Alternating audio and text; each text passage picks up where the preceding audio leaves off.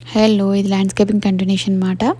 So ఇక్కడ concrete కోసం iron rods ఇంకా వుడెన్ బ్లాక్స్ పెట్టేసుకొని ప్రిపేర్ చేసుకున్నారు బేస్. నెక్స్ట్ ఒక రోజు వచ్చి కాంక్రీట్ వేస్తామని చెప్పి నెక్స్ట్ ఇంకా మిగతా అండ్ ఇక్కడ ల్యాండ్ని మొత్తం లెవెల్ చేస్తున్నారు. వీడ్స్ అనేది తీసేసి 3 రేస్డ్ బెడ్స్, గ్రాస్ ప్యాచ్, ఇంకా ఖాళీ ఏరియా మొత్తం రాక్స్తో ఫిల్లింగ్ అనే ప్లాన్ అనమాట, కాంక్రీట్ కాకుండా.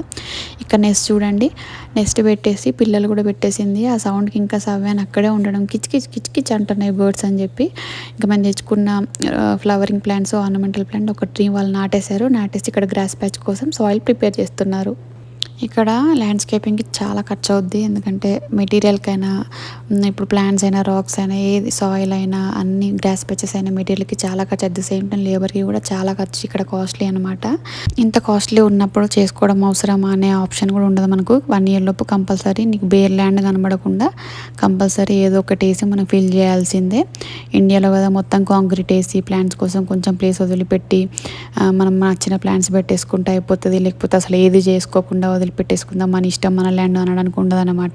Again it's not legally compulsory, but HOA ప్రకారం, బిల్డర్స్ ప్రకారం అందరూ చేసుకోవాలి అన్నట్టుగా ఎంకరేజ్ చేస్తారు. ఎందుకంటే అగైన్ హోమ్ వాల్యూ పెరుగుద్ది నీట్గా ఉంటే ల్యాండ్స్కేపింగ్ మొత్తం.